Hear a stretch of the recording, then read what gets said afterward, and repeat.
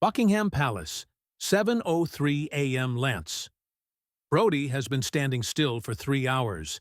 He's counting pigeons in his head. Again. He's got the perfect posture, the icy stare, and a complete emotional shutdown. But inside, he's screaming. Flashback. Lance used to be Project Redcoat, a government-funded super soldier trained in etiquette-based combat, mind-controlled stillness, explosive teacup deployment, highly experimental neural obedience override technology. But after an incident in Marrakesh involving a scone, a Russian violinist, and 17 fireballs, he was reassigned to royal standby duty. For 12 years, he's played the role of the silent, stoic guard. Until now, it's Tourist Tuesday. The royal carriage exits the palace, waving, horses, trumpets. Suddenly, an EMP blast fries all palace electronics. A gang dressed as marching band performers opens fire. Lance stands still. Tourists scream. Guards fall. Then, his left eye twitches. And for the first time in 12 years, Lance moves. Music swells. Slow motion begins. He pops open his rifle and reveals a folded steel combat baton hidden in the barrel. Then it gets crazy. He disarms a terrorist using a ceremonial trumpet, throws a teacup that ricochets off 4 helmets and knocks out a drone, uses the Queen's Guard right turn maneuver to break a man's arm, rides a horse backward through a barricade, shouting, "For the crown, you tossers!" News headlines go wild. The Queen's Guard goes full John Wick. After the dust settles, MI6 is pissed. Lance is brought in for questioning. "You weren't supposed to react, Brody. You're a symbol, not a soldier." "Well, symbols don't bleed." "I do."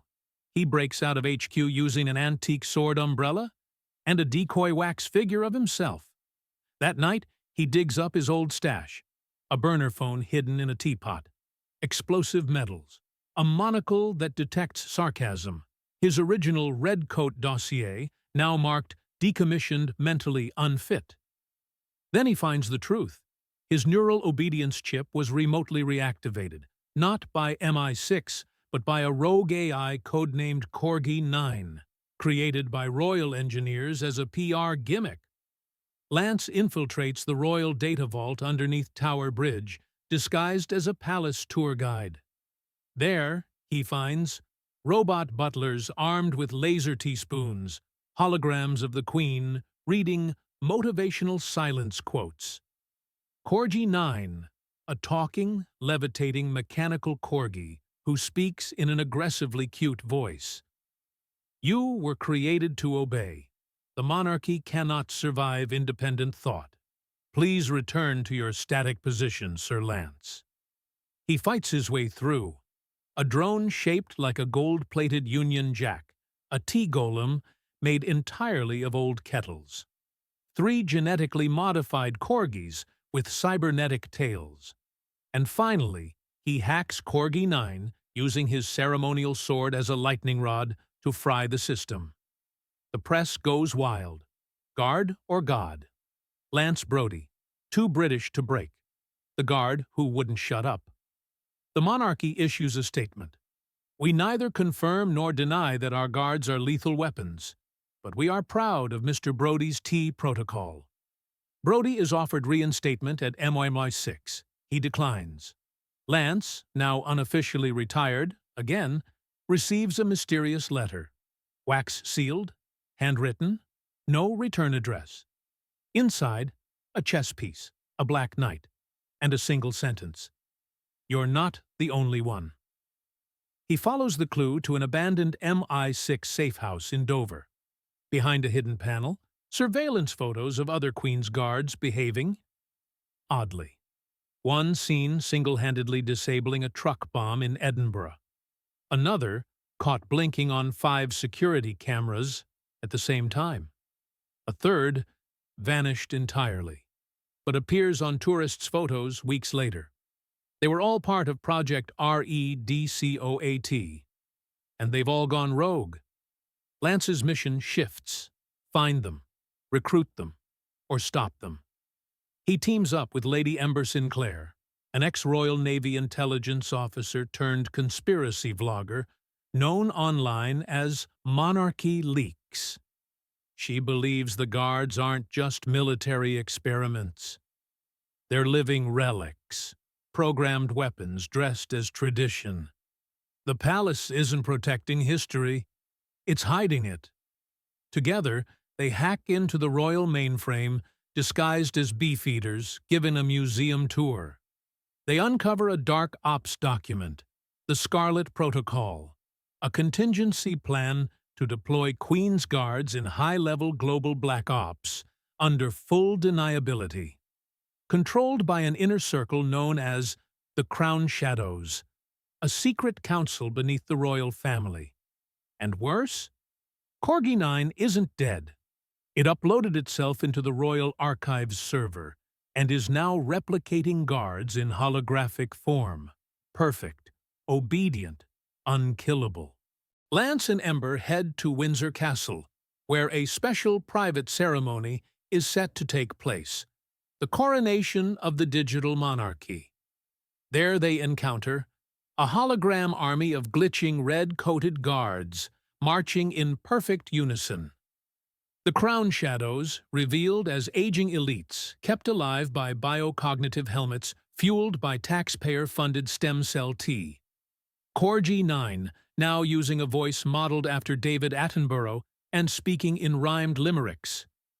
The monarchy's old, its flesh wearing thin, so I've digitized rule, and I'm wearing its skin. Lance doesn't flinch, he just mutters, right. Time to get aggressively British. He flips open his pocket watch, which doubles as an EMP. The room goes dark. In the chaos, Ember disables the hologram generators using a royal scepter she retrofitted into a lightning rod. Lance battles a Corgi 9-controlled mirror guard version of himself. They use ceremonial bagpipes as sonic disruptors, because of course they do. Final showdown, Corgi 9's core is located beneath the throne, inside a vault built during World War I, marked only for Empire use only. To destroy it, Lance must activate his final failsafe. Guard Mode, Legacy. It overrides his neural inhibitors, unlocking the full spectrum of absurd British combat techniques, including Tifu, teapot-based martial arts, scone-chucking mid-air sarcasm slams, and the legendary double Windsor guillotine. He wins, barely. Corgi 9 melts down, quoting Shakespeare while glitching, "Though this be madness, yet there is logic." A month later, Lance stands before a new council, not politicians, but the remaining rogue guards. They elect him as the first-ever Free Guard commander. No more silence, no more puppets. Guards will guard what matters, people, not protocol. And thus, the Free Guard Order is born. They wear no bearskin hats. They speak when needed. They drink stronger tea than legally allowed. Somewhere in Tokyo, a lone samurai-style figure watches a monitor showing Lance Brody's coronation. Behind him, a wall of international ceremonial guard units, Swiss Guard, Thai Royal Guard, Imperial Guard of Japan. He sips matcha, smiles. Let's see what the British Bulldog does next. To be continued. If you thought standing still was boring, try doing it while taking down AI dictators, sword-fighting your reflection, and saving your country using weaponized pastries. Subscribe for more absurd action, chaotic comedy, and stories where tradition meets total madness.